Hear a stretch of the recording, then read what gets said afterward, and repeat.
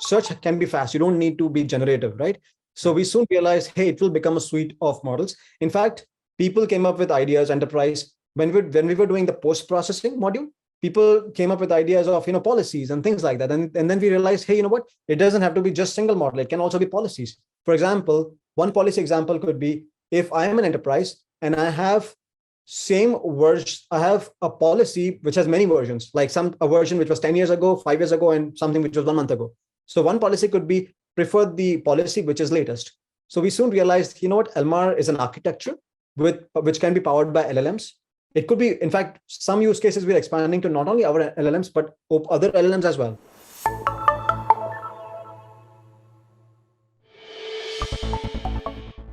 Chandra was on the VoiceBot podcast just a couple months ago, and we had a really amazing conversation because he's been working in this space for a long time, and I think has some unique insights. But also, it's been fun, between January and now to see how your tool set has evolved, how the vision has evolved, and how the product has really manifested into something. So I'm excited to see this. So I'll just let you take it away for now if you'd like. Yeah, of course I can take it. So hey, I'm Chandra. I'm co-founder of Got It AI, and we are on the path of building or delivering on-premise large language models, especially centered for enterprise applications. So in this talk, or today, I'm going to cover ELMAR. ELMAR is the enterprise language model architecture, which lets you or enterprise customers build custom hallucination-free language models with guardrails, and they can be deployed on-premise. So if you think about very large language models such as GPT-3, GPT-4, they tend to hallucinate. And if you were to fine-tune them, they are expensive. And if you were to do it on-prem on your own data, within your own premises, it's nearly impossible. So that's the kind of problem we are trying to solve here. And this is the ELMAR architecture. We recently did comprehensive analysis of different models, different foundational models, some commercial, some open source, and I will cover that. But the idea of ELMAR here is that it's an architecture. We have been speaking to various enterprises who are interested in using language models, large language models. The feedback that we have received is that they need guardrails.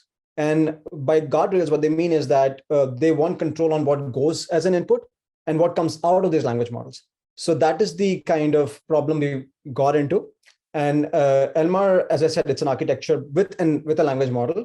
What we are doing is we are building a platform as well as a solution which can be deployed on premises, on premise of any large enterprise or any enterprise, or it could be on their virtual private cloud. And it consists of language model, preprocessor, and postprocessor. And at the top, you see are the applications, chatbot application, contact center application, customer support, all kinds of applications that you can think of. Think of what ChatGPT or GPT-3 can or GPT-4 can do for you. You can do the same with ELMAR here. But right now we have been swamped with chatbot applications because of the size of it. So the idea of ELMAR is that when the input comes, right, we have to make sure the input kind of goes with the policy of the enterprise. So for example, one of the key challenges of around the LLMs such as GPT-3 or ChatGPT is that the data goes in there. So there is issue with PII security and things like that. So with a preprocessor, you can block some of that. You can block that kind of content going into LLMs if you want to block that as an enterprise. Or you might have also seen that GPT-4 and these kind of models are, they can be people can inject prompts and they can sort of see what's behind the system, what's behind in the prompts. So we kind of tend to block them as well, understand and block them as well. And as these models generate information, sometimes these models generate information, incorrect information confidently.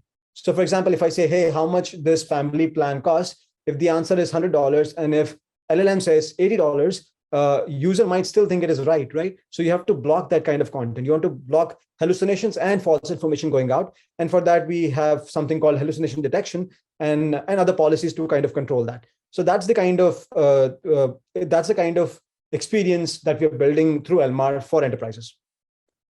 And one thing so I talked about the hallucination detection, but one thing which I want to mention is that these language models, ELMAR, these models can be deployed on-prem. These are nearly 1 to 2 orders smaller, as in like compared to ChatGPT, GPT-4. So GPT-3, GPT-4, we don't know how many parameters, but GPT-3 is 175 billion parameters. ELMAR set of models are 1 to 2 orders smaller. Therefore, it's easy to deploy on premises. It's easy to fine tune and update them per customer. And as I mentioned that in the post processor, we have something called truth checker or hallucination detection. What we do is that, as we know that generative models are powerful, but they tend to hallucinate. So the truth checker is our post-processing module, one of the post-processing modules. What it does is for any given question, let's say if I ask, I mean, I think we have all seen probably this, Bing, someone asked Bing, hey, what are the best vacuum cleaners? And Bing Chat gave an answer, and Bing Chat was powered by GPT-4. So Bing Chat gave an answer, which was full of hallucinations. So basically we have built Truth Checker, which what it does is given the question and given source information, let's say Bing might find information from 10 articles, 10 web articles, Truth Checker can detect whether the response is right or wrong. So it is able to identify what fact is wrong, what fact is right. Now, Truth Checker can do the same thing for any other application, such as if the experience is a contact center, customer support kind of use case, or a Q&A kind of bot, or any LLM application, Truth Checker can get the input, and for the generated response, it can check whether the response is right or wrong. So that, and it does it with very high confidence or accuracy, and therefore it is able to deploy these systems for end users without any human in the loop. And that is one of the challenges, when you deploy these systems, enterprise are afraid of the branding and the incorrect information going out, and therefore there might be there could be legal, there could be brand trust issues, and therefore they are kind of worried about these models, and that's where we come in. So this is the table. This table shows the result that or the analysis that or report that we generated. So we took one of the large enterprise data, which is public facing, and we compared different models, GPT-4, GPT-3, ELMAR, Dolly, Alpaca. So Alpaca, Dolly, they are research models. Dolly 2.0 has come out recently. But I think the idea is that there are other models, and there are, you can see the model size, and you can see hallucination rates of these models. People have been saying that GPT-4 is accurate. It does not hallucinate as much, but it does. It is better than GPT-3. It is better than the previous models, but it still hallucinates significantly, like 9%, 8 or 8.5%. So, and ELMAR, on that data, on that customer data, enterprise data, its hallucination was close to ChatGPT, like around 14%. The new numbers are even better. They're better than ChatGPT. In fact, the new numbers on Truth Checker are even better. So Truth Checker is something which, as I said, it's a post-processing module. So because we have a Truth Checker module, it can reduce the hallucination rate further. So default hallucination rate is 14%, let's say. And then the Truth Checker, the hallucination rate goes down to nearly 1.4%. And that was the report we published, and VentureBait covered it. The newest models that we have has hallucination rate of less than 1%. And in fact, the accuracy, hallucination rate is around 10%. And after Truth Checker, the hallucination rate is less than 1%. So it's continuously improving. The idea is that this kind of system enables the enterprise to deploy their systems confidently and in a secured and on-prem as well. That means you kind of get all the guardrails that you want for your enterprise applications. And ELMAR there are many ELMAR use cases. ArticleBot is something what we call as knowledge bots. It could be for internal, external kind of chat GPT-like applications. For example, for my employees, for my users, end users. So it could be for my sales agents as well, if I'm an enterprise. Then there is agent assist as well. So, I mean, agents try to help users for contact center, customer support kind of use cases. So because we have ELMAR can help get the response quickly, more accurately for agent, along with the information that is required, which helps in agent efficiency. ELMAR can also be used for summarization and content generation. So we have talked about summarization.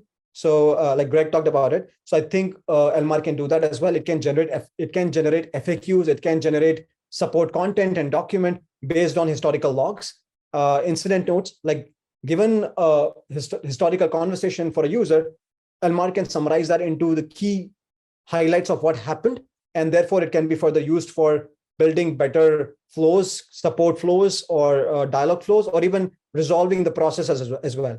And something called Autoflows. So Autoflows is basically something that we built last year. The idea of Autoflows is that you feed just contact center logs, which could be chat logs, voice logs. Greg talked about voice logs as well. You can feed any kind of logs as an input, and ELMAR can discover complete virtual agent, complete dialog flows for you without any human. So these are some of the use cases that ELMAR can do. Basically, you feed the data, and then you basically get the complete Autoflows, complete training data for your bot immediately. So these are some of the use cases. I will cover a video. I can show some of that experience in the video. So this is the ArticleBot. So this is the same bot that was used, on which we did the report. We shared the report with everyone. So this is Rocketbook. Rocketbook is, I think, it's a company part of BIC. BIC is one of the largest companies in the stationery. And the idea is that they have something called, Rocketbook is something called beacons. So if on the left side that you see is basically the playground or the ArticleBot. So think of it like user coming to Rocketbook and asking questions. Hey, how do I apply beacons to my whiteboard? And then you get a response. At the top, you're seeing is a response like a ChatGPT-like response. And you can see that truth checker verifies whether the response is right or wrong. And if I as a user, if I want to see what's there, there is additional information as well in the related content. So that's the experience that we have built. And we can also see if the truth checker can identify false information from these bots as well. So this is another example of how ELMAR is contextual in terms of response generation. But I'll quickly show you another example where the generated response was actually inaccurate. And yeah, if you see here, so if I ask what color are the beacons, so the beacons are made of this stuff, and they have range of, they have basically the ELMAR was able to share information based on the articles. And if I ask a follow-up question such as, hey, can I have a purple beacons? And if you see here, truth checker blocked the content, as in the response in the red that you see here, this was the response generated by the language model. Like, yes, you can make purple beacons, but that was a false information. And therefore, truth checker was able to block this content and therefore deliver an accurate experience for the end user. So the idea is that ELMAR can not only generate responses for you, but the truth checker can make sure that the response generated by ELMAR or language model is actually accurate or not. Another use case is summarization. I think Greg kind of showcased this. Basically, the idea is that you can feed historical conversations, voice, chat, anything. It can summarize that conversation for you. ELMAR can also generate content for you. So for example, if I am enterprise and if I have historical logs, I can basically feed that and generate FAQs out of those. So for example, it was able to extract all these FAQs from my data, like, hey, what should I do if my home internet or TV is not working? And it was able to generate all kinds of responses. So you can not only generate FAQs, you can generate guides, you can generate all kind of content which typically enterprise do. This is the use case with Autoflows. Autoflows, as I said, is a use case where you feed historical logs, and then all the complete solutions, complete Autoflows, complete dialog flows per topic, along with all the training data is discovered. So for example, what you're seeing here is that you feed the historical logs. Let's say this is the data of one of the telecom use cases, and all the topics are discovered within that. And per topic, you can see complete flows between user and agent interactions are discovered. And again, it uses clustering, it uses a bunch of stuff, but everything is can be powered by ELMAR. And it's completely unsupervised. The idea is that you feed the data, and then what you get is the virtual agent and dialog paths. So in case of internet use case, when you feed the data, you can see that the conversations are coming up with all the training data. Everything is discovered automatically without any human in the loop.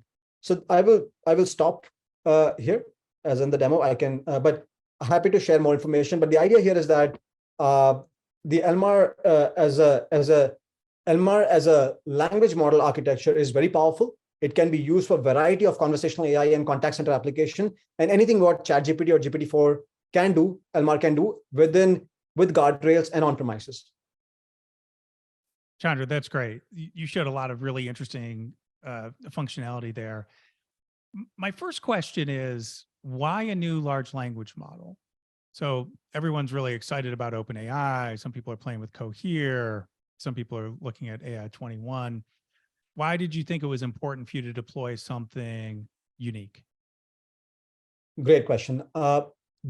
we have been talking to enterprises, and we have been hearing from them that, hey, these LLMs are powerful, but we want safety, we want control, we want the models to deliver information only from our content and nothing else. And that's the challenge with foundational models, which are open source or which are powered by OpenAI or others, because they are trained on everyone's data, and you don't know where your data is residing. There is less control. So it's basically like a trade-off between more coverage versus the accuracy and control on the models. The thing with foundational models such as GPT, ChatGPT is that they can do many things. ELMAR cannot do all of them, but ELMAR can do enterprise applications very well, and that too on your data, which gives confidence in the results. And therefore, enterprises can deploy these things. I mean, think about a healthcare or a financial organization. They cannot simply rely on OpenAI, and we have seen what has happened, in the past few months. There is some friction in adoption, and the friction has been that, hey, can I have my own LLM, can I have my own LLM, which just trains on my data and only emits information which exists in my data. So ELMAR is not pre-trained on any data before it's deployed in an enterprise environment? It is trained on. So we basically have 3 levels of training. We have trained it on public data, which is like Wikipedia, like all the open source data, which is there. Not all of them, but we have done selective kind of training. It is trained on foundational data. Now, after that, what we've done is we have collected lots and lots of like billions of tokens of enterprise data, and then we fine-tuned ELMAR on that. So the idea is that the open source data, which is Wikipedia, which is typically safe, we basically fine-tune with that. That gives generalization and language understanding capabilities. Then we bring in enterprise data, billions of tokens. Now we're getting to tens and hundreds of billions of tokens soon. So that data makes that ELMAR understands the enterprise applications very well. It is able to do tasks for enterprises. And once you take it to a certain enterprise and fine tune, that is a third level of fine tuning. If you do it on customer data, enterprise data, then ELMAR becomes or tends to emit information only from that set of data. So that is the kind of approach we have been taking.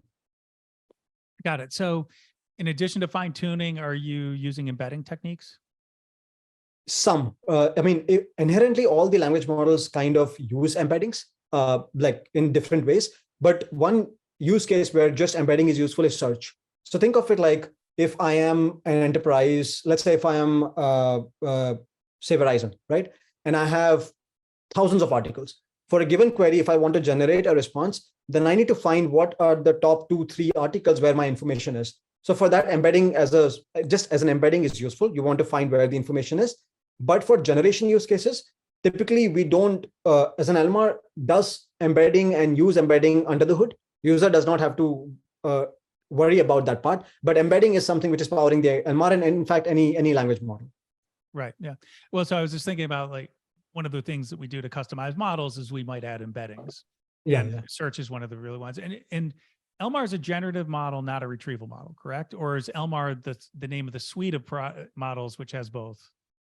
Great question. Initially, we started with a single model doing everything, but then we soon realized that some model can be done on CPUs. Some models do not require ELMAR. It could be overkill. Search, for example, as you said, embedding, right? Search can be fast. You don't need to be generative, right?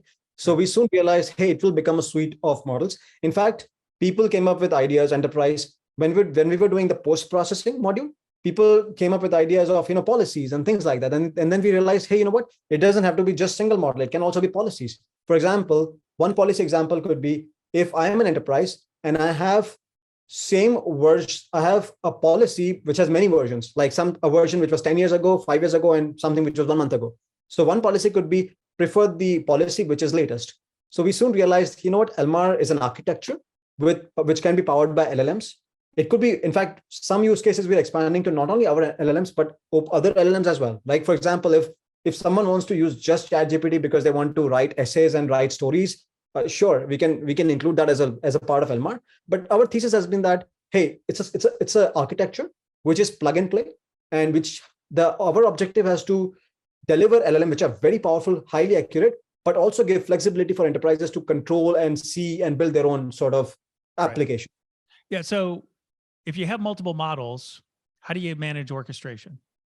Great question. So typically what we suggest is that ELMAR can handle, like it could be like a config on top of it. Like think of it like a no code config where I can list my applications, right? It could be like Q&A, summarization, and it's basically input and input out, similar to how your ChatGPT is, right? So even when you fine tune GPT models, it's like you have an API for fine tuning, something like that. You basically kind of can get a control like no code AI kind of control, where you configure and everything becomes simply like an API input in, and then there is an output for that particular application.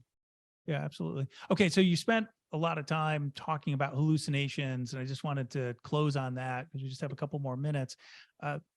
It's a really interesting problem that I think a lot of people didn't anticipate and they thought that, I should say, they didn't anticipate how persistent the hallucination problem would be, and what techniques we could use to solve it. And so, what was it about the way that you approach this you think that's unique that allows you to do that truth checking? A great question. So because we have been solving this problem longer than like people started thinking about this problem since ChatGPT, right? Came December, right? November, December. But we built ChatGPT experience last year itself, early last year actually. And we have been talking to enterprises. So we had enough feedback from them to understand that to deploy these systems, you need to build a truth checker. You need to have guardrails. So the way we perceive this problem is that first we define what hallucination mean, right? What is the problem should truth checker be solving? Now, hallucination can mean many things. It could mean generating false facts, right? It could also mean generating false information, like partially correct information. That for some enterprises, that could also be a problem. It could also mean generating contextually irrelevant response. So for example, if I ask, hey, how much is the family plan cost? Then it might say $80 instead of 100. That's a kind of hallucination. Another one could be, hey, we don't have family plans. How about individual plans, right? So that is another hallucination. So we kind of defined the hallucination by talking to enterprises, and then we came to a definition. And the way we are tackling this problem is that, hey, the way it should be tackled is for any given question or input question to any LLM, there is an input question, there is a generated response, right? The way we define it is that whether the response answers this question in the context of the enterprise content. So basically, and let's say Verizon is an example. If the question is, how much does the family plan cost? If the answer is $100, bot says $80, it will go check that, look into the fact, look in as a fact within the articles context of only this article, not the articles of T-Mobile, not the articles on Wikipedia web. It just goes, looks into this, and then make sure that the response is actually 100, and then accordingly it will respond. So the idea of truth checker is to ground it to the content of enterprise.